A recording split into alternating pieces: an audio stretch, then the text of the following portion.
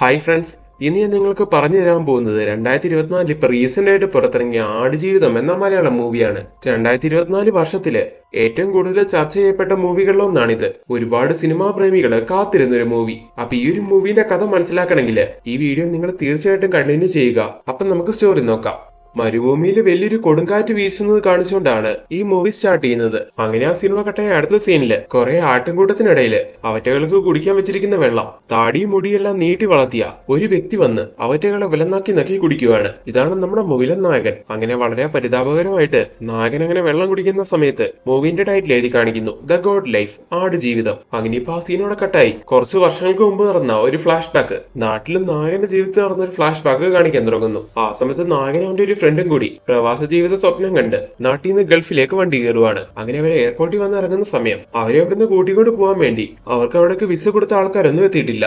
ഇവരവിടെയുള്ള ഒരു കമ്പനിയിൽ വർക്ക് ചെയ്യാൻ വേണ്ടിയായിരുന്നു വന്നിട്ടുണ്ടായിരുന്നത്. ഇവർക്കാണെങ്കിൽ അവിടുത്തെ ഭാഷ അറിയാത്തതുകൊണ്ട് പിന്നെ എന്ത് ചെയ്യണമെന്ന് അറിയാതെ അവരങ്ങനെ നിൽക്കുന്ന സമയം ഏതോ ഒരു വ്യക്തി വന്ന് എന്തൊക്കെയോ കാര്യങ്ങൾ ഇവരോട് ചോദിക്കുവാണ്. ഭാഷ അറിയാത്തതുകൊണ്ട് എന്തൊക്കെയോ റിപ്ലൈസ് എല്ലാം അതിന് അവര് കൊടുക്കുവാണ്. ഇതേ സമയം എയർപോർട്ടിൽ വന്നിറങ്ങുന്ന കുറെ ആൾക്കാരെ മറ്റു ചില ആൾക്കാർ അവിടെ നിന്ന് വന്ന് കൂട്ടിക്കൊണ്ട് പോകുന്നത് നമ്മുടെ നായകൻ കാണുന്നു. അങ്ങനെ നായകൻ കൂടെയുള്ള ഫ്രണ്ടായ ഹക്കീമിനോട് പറയുകയാണ്, എടാ അവരാണെന്ന് തോന്നുന്നു നമ്മളെ വിളിച്ചോണ്ട് പോകാൻ വന്നത്. അങ്ങനെ ഇപ്പൊ അവർ രണ്ടുപേരോട് അവിടെ ചെന്ന് നോക്കുന്ന സമയത്ത് അത് അവർ ഉദ്ദേശിച്ച ആൾക്കാരല്ല എന്ന് മനസ്സിലാവുന്നു. എന്തായാലും ഇവരെ റിക്രൂട്ട് ചെയ്ത കമ്പനിയുടെ നമ്പർ ഉണ്ടായിരുന്നു ഇവരുടെ കയ്യില്. അങ്ങനെ ഇപ്പൊ അവിടെ ഒരു വ്യക്തിന്റെ സഹായത്തോടു കൂടി കമ്പനിയുടെ നമ്പറിലേക്ക് നായകനും ഫ്രണ്ടും കൂടി കോൾ ചെയ്യുന്നു. എന്നാൽ ആരും കോൾ എടുക്കുന്നില്ല. അവരുടെ കമ്പനിയെ പറ്റി അന്വേഷിക്കാൻ ഇവരുടെ കയ്യിൽ ആദ്യം ഉണ്ടായിരുന്ന ആ ഫോൺ നമ്പർ മാത്രമായിരുന്നു. അങ്ങനെ ഇനി എന്ത് ചെയ്യണമെന്ന് അറിയാതെ അവരാകെ പെട്ടു നിൽക്കുന്ന അതേ സമയം തന്നെ അവിടേക്ക് ഒരു അറബി വരുന്നു. എന്നിട്ട് അറബി ഭാഷയിൽ ഇവരോട് എന്തൊക്കെ ചോദിക്കുവാണ്. അതിന് മറുപടി കൊടുക്കാൻ കഴിയാതെ അവരങ്ങനെ നിൽക്കുന്ന സമയം അയാൾ ഇവരെ രണ്ടുപേരെയും പാസ്പോർട്ടും ഡോക്യുമെന്റ്സ് എല്ലാം വാങ്ങിയെടുക്കുന്നു. അതിനുശേഷം അവരെ രണ്ടുപേരും അവിടുന്ന് അയാൾ കൂട്ടിക്കൊണ്ടു പോവുകയാണ്. ഈ സമയം അവർ വിചാരിക്കുന്നു ഇതാണ് അവരെ കൂട്ടിക്കൊണ്ടു പോകാൻ വേണ്ടി വന്ന ആ കമ്പനിയുടെ ബോസ് എന്ന്. അങ്ങനെ ഇപ്പൊ ആ ഒരു സമാധാനത്തിന്റെ പുറത്ത് അയാളുടെ കൂടെ അവരങ്ങനെ ട്രാവൽ ചെയ്യുന്നു.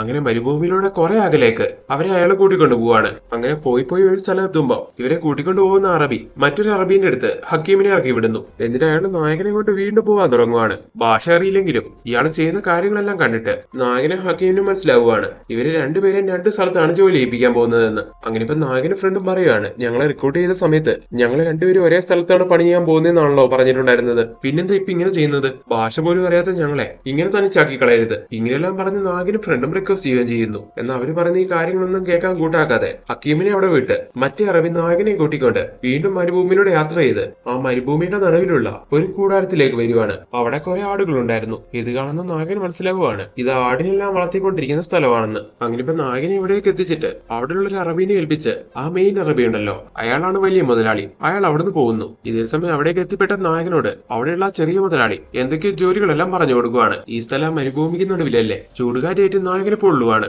AC റൂമാണ്, ഓഫീസ് ജോലിയാണെന്നൊക്കെ പറഞ്ഞാണ് നായകനെ കമ്പനി റിക്രൂട്ട് ചെയ്തിട്ടുണ്ടായിരുന്നത്. എന്നാൽ ഇപ്പൊ നായകൻ എത്തിപ്പെട്ട അവസ്ഥ നോക്ക്. എന്തായാലും ഈ കാര്യങ്ങളെല്ലാം ആലോചിച്ച് ഈ സമയത്ത് നായകൻ ഒരുപാട് സങ്കടപ്പെടുന്നു. ഈ പൊരിഞ്ഞ ചൂടത്ത് ദാഹം മാറ്റാൻ വേണ്ടി നായകൻ അവിടുത്തെ പൈപ്പ് വെള്ളം കുടിക്കുന്നു. അത് കഴിഞ്ഞാൽ ക്ഷീണത്തിന്റെ പുറത്ത് നായകൻ ആ കൂടാരത്തിനകത്ത് പോയി കിടക്കുവാണ്. അങ്ങനെ നായകൻ അവിടെ കിടന്നൊന്ന് മയങ്ങുന്ന സമയത്ത് വീണ്ടും നായകൻ നാട്ടിലുണ്ടായിരുന്ന സമയത്തെ അവന്റെ ഒരു ഫ്ലാഷ് ബാക്ക് കാണിക്കാൻ തുടങ്ങുന്നു. നാട്ടിലും നായകൻ ഒരു സാധാരണ ജോലിയും ചെയ്ത് വലിയ കുഴപ്പങ്ങളൊന്നും ഇല്ലാതെ തട്ടിയും മുട്ടിയും പോയിക്കൊണ്ടിരിക്കുകയായിരുന്നു. ആ സമയത്താണ് നായകന്റെ മനസ്സിലെ പ്രവാസ ജീവിതം എന്നുള്ളൊരു ആഗ്രഹം കയറിയത്. വിദേശത്ത് പോയിട്ട് വന്ന കൈ നിറയെ ക്യാഷ്, ആഗ്രഹിക്കുന്ന രീതിയിലുള്ളൊരു ജീവിതം, അതൊക്കെയായിരുന്നു അതിലേക്കുള്ള നായകന്റെ മോട്ടീവ്. അങ്ങനെ നാട്ടിൽ നിന്ന് തന്നെ നായകൻ ഒരു പാസ്പോർട്ട് എടുക്കുന്നു. അതിനുശേഷം ഇങ്ങനെ ഗൾഫിൽ പോകാൻ എന്തൊക്കെയാ വേണ്ടെന്നുള്ള കാര്യങ്ങളെല്ലാം അന്വേഷിക്കുകയാണ്. അങ്ങനെ നായകൻ നാട്ടിൽ തന്നെയുള്ള ഒരു ഏജന്റുമായിട്ട് കണക്ഷൻ ആവുന്നു.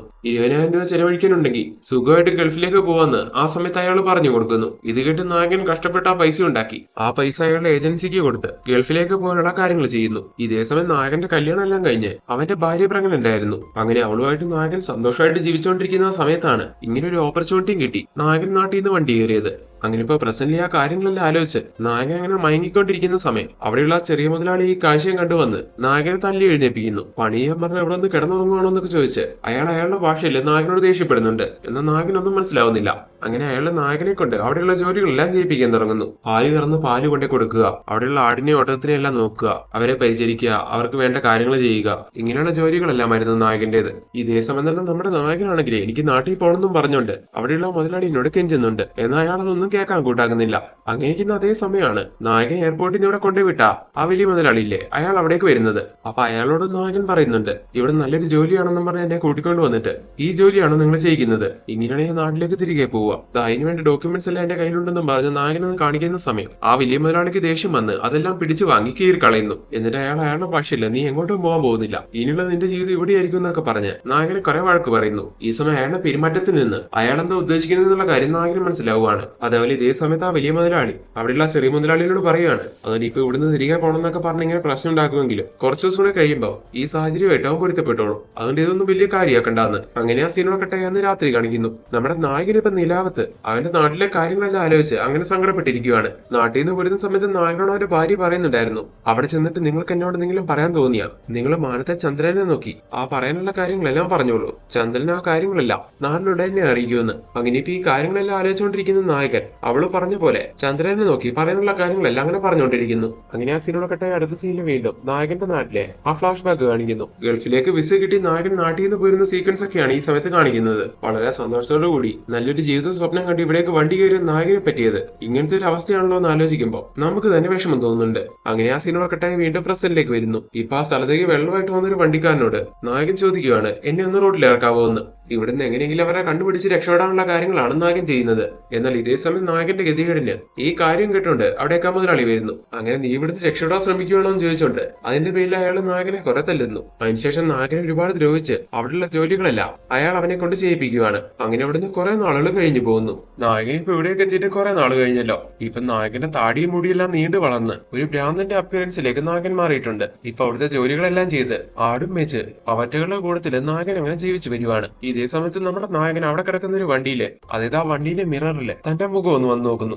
എങ്ങനെ വന്നതാണ് നായകൻ ഇവിടേക്ക്? ഇപ്പൊ കണ്ടില്ലേ, മിഴിഞ്ഞുണങ്ങി താടിയും മുടിയെല്ലാം നീണ്ടു വളർന്ന് ഒരു ഭ്രാന്തന്റെ അവസ്ഥയിലായി. അങ്ങനെ ഇപ്പൊ നായകനവന്റെ അവസ്ഥ കണ്ട് ആകെ സങ്കടപ്പെടുന്നു. ഇതേ സമയം തന്നെ ഈ കാഴ്ച കണ്ടോണ്ട് അവിടേക്ക് ആ മുതലാളി വരുവാണ്. നീ എന്തിന്റെ കണ്ണാടി നോക്കിയെന്നും പറഞ്ഞ് ഈ സമയത്ത് അയാളാണെങ്കിൽ അതിന് നായകനെ കുറെ വഴക്ക് പറയുന്നു. അതുപോലെ ഇനി ആ കണ്ണാടിയിൽ നായകൻ നോക്കാതിരിക്കാൻ വേണ്ടി അത് പൊട്ടിച്ച് കളയുകയും ചെയ്യുകയാണ് അയാള്. അങ്ങനെ ഒരു സമയത്ത് നമ്മുടെ നായകനാണെങ്കിൽ അവിടുത്തെ ജീവിതം സഹിക്കാൻ കഴിയാതെ സഹിക്കിട്ട് അവിടുന്ന് അങ്ങനെ ഓടി രക്ഷപ്പെടാൻ തുടങ്ങുന്നു. എന്നാൽ ഇതേ സമയം ഈ കാര്യങ്ങളെല്ലാം അവിടുത്തെ മുതലാളി കാണുവാണ്. അങ്ങനെ ഒരു ഒട്ടകത്തിന്റെ പുറത്ത് അയാളുടെ നായകനെ ഫോളോ ചെയ്ത് വന്ന് നായകനെ പിടികൂടുന്നു. എന്നിട്ട് ഇനി നായകൻ ഇങ്ങനെ ചെയ്യാതിരിക്കാൻ വേണ്ടി അവന്റെ ഒരു കൈയും ഒരു കാലും അയാളെ തല്ലി ഓടിക്കുന്നു. അങ്ങനെ നടക്കാൻ പോലും കഴിയാത്ത അവസ്ഥയിൽ നായകനായി പോവാണ്. അങ്ങനെ അന്ന് രാത്രി നായകന് വെള്ളം കുടിക്കാൻ ദാഹിച്ചിട്ട് നായകൻ മുട്ടിലഴിഞ്ഞു വന്ന് ആ ആടുകൾക്ക് കുടിക്കാൻ വെച്ചിരിക്കുന്ന വെള്ളം കുടിക്കുന്ന സീക്വൻസ് ആയിരുന്നു മൂവിയുടെ സ്റ്റാർട്ടിങ്ങിൽ കാട്ടിയിട്ടുണ്ടായിരുന്നത്. സോ ഇനി ഇവിടുത്തെ നായകന്റെ ജീവിതം എങ്ങനെയാവും, നായകൻ ഇവിടുന്ന് രക്ഷപ്പെടുവോ, ഇങ്ങനെയുള്ള കാര്യങ്ങളെല്ലാം ഒരു സസ്പെൻസ് ആക്കി നിർത്തിക്കൊണ്ടാണ് മൂവിയുടെ ഫസ്റ്റ് ഹാഫ് തീർക്കുന്നത്. സെക്കൻഡ് ഹാഫിലേക്ക് വരുന്ന സമയത്ത് ഒടിഞ്ഞ കാലെല്ലാം കെട്ടിവെച്ച് നായകൻ ഞൊണ്ടി അവിടുത്തെ ജോലികൾ ചെയ്യുവോ, ആടിനെ എല്ലാം മേയ്ക്കുന്നതായിട്ടും കാണിക്കുന്നു. ഇതേസമയം അരിപ്പഴെല്ലാം വീണുകൊണ്ട് നല്ലൊരു മഴ പെയ്യുവാണ് അവിടെ.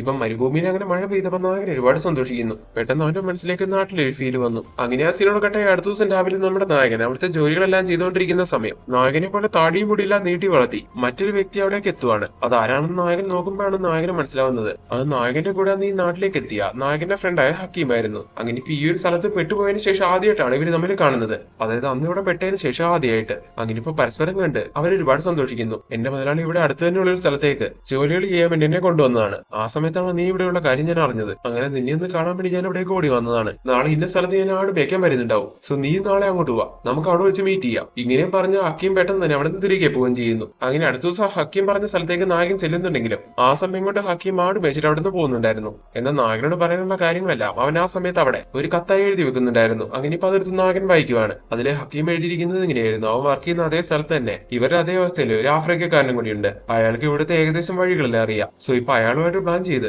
ഹക്കീം അവിടുന്ന് രക്ഷപ്പെടാനുള്ള പ്ലാൻ ഇട്ടുകൊണ്ടിരിക്കുകയാണ്. സോ നായകനോട് ആ കാര്യം പറഞ്ഞ് നായകനെ കൂടെ വിളിച്ചിരിക്കുവാണ് ഹക്കീം. 2-3 ദിവസം കഴിഞ്ഞ അവന്റെ വലിയ മുതലാളിന്റെ മകളുടെ കല്യാണമാണ്. സോ അതിന് ആ ചെറിയ മുതലാളികളെല്ലാം പോകും. സോ ആ ഒരു തക്കം നോക്കി ഇവിടുന്ന് ചാടാൻ കഴിഞ്ഞാൽ സുഖമായിട്ട് രക്ഷപ്പെടാന്നൊക്കെയാണ് ഹക്കീം കത്തിൽ എഴുതിയിരിക്കുന്നത്. അങ്ങനെ ഇതെല്ലാം വായിച്ചു കഴിഞ്ഞ നായകൻ എന്നാ അങ്ങനെ ഒന്ന് നോക്കാന്ന് വിചാരിക്കുന്നു. അങ്ങനെ ആ സിനിമ കട്ടായിട്ട് ഹക്കീം പറഞ്ഞ ദിവസം എത്തുവാണ്. വലിയ മുതലാളിന്റെ മകളുടെ കല്യാണം ആയതുകൊണ്ട് തന്നെ ബാക്കിയുള്ള ചെറിയ മുതലാളികളെല്ലാം അതിന് പോകുന്നു. ഈ ഒരു സമയത്ത് ചാടാൻ വേണ്ടിയാണല്ലോ അവർ പ്ലാൻ ചെയ്തിരിക്കുന്നത്. അങ്ങനെ അവിടെ നിന്ന് ഇറങ്ങാൻ തുടങ്ങുവാണ് നായകൻ. ഇറങ്ങാൻ തുടങ്ങുന്നതിന് മുമ്പ് നമ്മുടെ നായകൻ അവിടെയുള്ള ആടുകളുടെ അടുത്ത് നിന്ന് ഞാൻ ഇവിടുന്ന് പോവാണ്, ഇനി ഒരിക്കലും നിങ്ങളുടെ അടുത്തേക്ക് വരില്ല എന്നൊക്കെ പറഞ്ഞ് അവരുടെ യാത്ര പറയുന്നു. എന്നിട്ട് ഇവിടേക്ക് വന്ന സമയത്ത് നായകൻ ധരിച്ചിരുന്ന ആ ഡ്രസ് ഇല്ലേ അതെല്ലാം എടുത്തിടുവാണ് നായകൻ. വന്ന സമയത്ത് ഇതുപോലെ അല്ലല്ലോ, ഇപ്പൊ ഉണങ്ങി മെലിഞ്ഞു പോയില്ലേ, അതുകൊണ്ട് ആ ഡ്രസ്സൊക്കെ നായകന് ഭയങ്കര ലൂസാണ്. അങ്ങനെ ഇപ്പൊ വള്ളിയെല്ലാം കെട്ടി ടൈറ്റ് ആക്കിയിട്ടാണ് നായകൻ അത് ധരിക്കുന്നത്. അതിനുശേഷം നമ്മുടെ നായകൻ അവിടെ നിന്ന് ബാഗും എടുത്തോണ്ട് ഹക്കീം എത്താന്ന് പറയുന്ന സ്ഥലത്തേക്ക് എത്തുവാണ്. ഇതേസമയം നായകന് വേണ്ടി അവിടെ ഹക്കീമും പിന്നെ ആഫ്രിക്കക്കാരനായ ഫ്രണ്ടും വെയിറ്റ് ചെയ്യുന്നുണ്ടായിരുന്നു. അങ്ങനെ ഇപ്പൊ അവര് മൂന്നുപേരും കൂടി അവിടെ നിന്ന് രക്ഷപ്പെടാൻ തുടങ്ങുന്നു. അങ്ങനെ കുറെ നടന്ന് ആകെ തളരുന്ന സമയം വെള്ളം കുടിക്കാൻ വേണ്ടി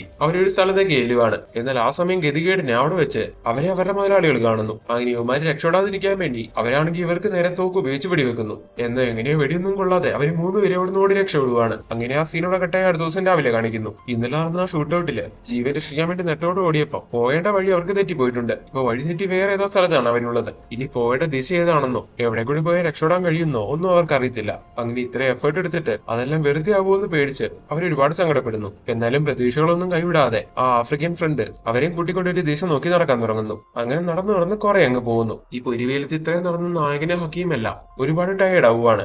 ഈ സമയത്ത് അവരുടെ കൂടെയുള്ള ആഫ്രിക്കൻ ഫ്രണ്ട് അവരെ വേണ്ട രീതിയിൽ കെയർ ചെയ്ത് അവരെയും കൊണ്ട് അങ്ങനെ ട്രാവൽ ചെയ്യുന്നു. എന്ന ഒരു ഘട്ടത്തിൽ ആകെ വയ്യാതായി ഹക്കീം മരിച്ചു പോവുകയാണ്. ഇത് കണ്ട് നായകൻ ഒരുപാട് സങ്കടപ്പെടുന്നു. എന്നാൽ അവിടെ നിന്ന് നായകനെ സപ്പോർട്ട് ചെയ്ത് ആഫ്രിക്കൻ ഫ്രണ്ട് നായകനെ കൊണ്ട് വീണ്ടും ട്രാവൽ ചെയ്യുന്നു. അങ്ങനെ നടന്ന് നായകനെ വയ്യാതാവുന്ന സമയം, അതായത് ഒരു ചുവട് പോലും വെക്കാൻ കഴിയാതാവുന്ന സമയം, ആ ആഫ്രിക്കൻ ഫ്രണ്ട് നായകനെ ചുമലിലേറ്റി അവിടുന്ന് വീണ്ടും നടക്കുന്നു. അങ്ങനെ കുറെ ദൂരം പോയി കഴിയുമ്പോൾ അവിടെ അവർ കുറെ വെള്ളം കാണുന്നു. ഈ സമയം വെള്ളം കണ്ട് ആക്രാന്തം തോന്നി നമ്മുടെ നായകനാണെങ്കിൽ അതെടുക്കാൻ വേണ്ടി അവിടേക്ക് ഇറങ്ങി ഓടാൻ തുടങ്ങുന്ന സമയം നായകനെ ആഫ്രിക്കൻ ഫ്രണ്ട് തടയുന്നു. എന്നിട്ട് ഞാൻ എടുത്തുകൊണ്ട് തരാമെന്നും പറഞ്ഞ് നായകനെ അവിടെ ഇരുത്തി അയാൾ വെള്ളം എടുക്കാൻ വേണ്ടി പോവുകയാണ്. ഇതേ സമയം തന്നെ ആകെ വയ്യാതെ നമ്മുടെ നായകനാണെങ്കിലും മയങ്ങി പോകുന്നു. അടുത്ത ദിവസം രാവിലെ നമ്മുടെ നായകൻ എഴുന്നേറ്റ് നോക്കുന്ന സമയത്ത് അടുത്ത ആഫ്രിക്കൻ ഫ്രണ്ട് ഇല്ല. എന്നാൽ ഇന്നലെ അയാൾ എടുത്തു വെച്ച ആ കുപ്പി വെള്ളം അവിടെ ഇരിപ്പുണ്ട്. അങ്ങനെ ഇപ്പൊ അയാളെ കാണാത്തോണ്ട് ആ കുപ്പി എടുത്തുകൊണ്ട് നായകൻ കുറച്ചും കൂടി നടക്കാൻ തുടങ്ങുന്നു. അങ്ങനെ നടന്ന് കുറച്ചും കൂടി അങ്ങ് ചെല്ലുന്ന സമയം അവൻ വണ്ടിയുടെ സൗണ്ട് എല്ലാം കേൾക്കാൻ തുടങ്ങുന്നു. അങ്ങനെ താൻ റോഡിന്റെ അടുത്ത് എത്തിയെന്ന് മനസ്സിലാവുന്ന സമയത്ത് നായകൻ ഒരുപാട് സന്തോഷിക്കുന്നു. അങ്ങനെ ആ ഒരു എനർജിന്റെ പുറത്ത് നായകൻ അവിടെ നിന്ന് ഓടുവാണ്. അങ്ങനെ റോഡിലേക്ക് എത്തുന്നു. ഈ സമയം അവിടെ കൂടി വരുന്ന ഒരു വണ്ടിക്കാരൻ നായകന്റെ ഈ അവസ്ഥ കണ്ട് പാവം തോന്നി നായകന് ലിഫ്റ്റ് കൊടുക്കുന്നു. അങ്ങനെ നായകനെ സിറ്റി കൊണ്ട് ഇറക്കുവാണ്. അങ്ങനെ സിറ്റിയിലേക്ക് എത്തിയ നായകൻ അവന്റെ ടയർഡ്നെസ് കൊണ്ട് മയങ്ങി വീഴുന്നു. ഇതേസമയം ഒരു കൂട്ടം ഇന്ത്യക്കാര് നായകനെ കണ്ട് അവന്റെ ഈ ഒരു അവസ്ഥയിൽ അവനെ ഹെൽപ്പ് ചെയ്യുന്നു. അതായത് അവനെ ആശുപത്രി കൊണ്ടേ ആക്കുവോ, അവൻ എങ്ങനെ ഇവിടെ എത്തിപ്പെട്ടു എന്നുള്ള കാര്യങ്ങളെ പറ്റി എല്ലാം അന്വേഷിക്കുകയും ചെയ്യുന്നു. അങ്ങനെ അതിനുവേണ്ട ഫർദർ ഹെൽപ്പിന് വേണ്ടി അവർക്ക് പോലീസിനെ ഈ കാര്യം അറിയിക്കേണ്ടി വരുവാണ്. അങ്ങനെ പോലീസ് വന്ന് അന്വേഷിക്കുന്ന സമയം നായകന്റെ കയ്യിൽ ഡോക്യുമെന്റ്സ് ഒന്നും ഇല്ലല്ലോ. അതെല്ലാം അന്ന് അറബി വാങ്ങി കീറി കളഞ്ഞായിരുന്നല്ലോ. ഈ ഒരു കാരണം കൊണ്ട് പോലീസുകാർക്ക് അവിടെ നിന്ന് നായകനെ പിടിച്ചോണ്ട് പോകേണ്ടി വരുന്നു. അങ്ങനെ പിന്നീട് അങ്ങോട്ടുള്ള കുറച്ച് നാളുകള് നായകൻ പോലീസ് കസ്റ്റഡിയിലായിരുന്നു. ആ സമയത്ത് അന്ന് നായകനെ പിടിച്ചോണ്ട് പോയ അറബികളെല്ലാം ആ സ്റ്റേഷനിലേക്ക് വരുന്നുണ്ട്. അപ്പൊ നായകൻ വിചാരിക്കുവാണ് പോലീസുകാർ കാര്യങ്ങളെല്ലാം അവരെ അറിയിച്ചു വന്ന് ഇപ്പൊ അവര് വന്നിരിക്കുന്നത് തന്നെ പിടിച്ചോണ്ട് പോകാനാണെന്ന്. കാരണം ഇതുപോലെ ഇവിടേക്ക് ജോലി ചെയ്യാൻ വേണ്ടി എത്തിയ ആൾക്കാരെയല്ല ഇവർ ഇത്രയധികം ടോർച്ചർ ചെയ്യുന്നതുകൊണ്ട് അവരിൽ പലരും ഇങ്ങനെ ചാടി പോകാൻ ശ്രമിക്കുമായിരുന്നു. അങ്ങനെയുള്ളവരെല്ലാം പോലീസ് പിടികൂടി ഇവിടെ സേഫ് ആക്കി വെക്കും. അങ്ങനെയുള്ള സമയത്ത് ചാടിപ്പോയ തൊഴിലാളികളെ അറബികളോട് വന്ന് കൂട്ടിക്കൊണ്ട് പോകാറാണ് പതിവ്. ഈ രീതിക്കാണ് ഈ അറബികളല്ലേ ഇപ്പൊ ഇവിടേക്ക് വന്നിരിക്കുന്നത്. എന്നാൽ അവര് നായകനെ പിടിച്ചോണ്ട് പോകുന്നില്ല.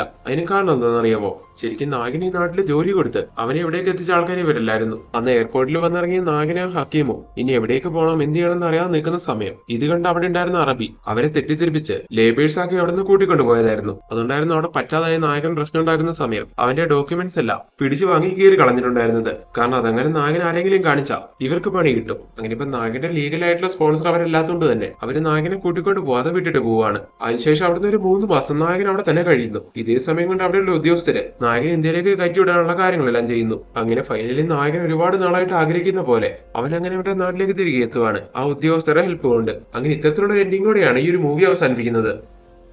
അപ്പൊ എങ്ങനെയുണ്ടായിരുന്നു കൂട്ടുകാരെ ഈ മൂവി?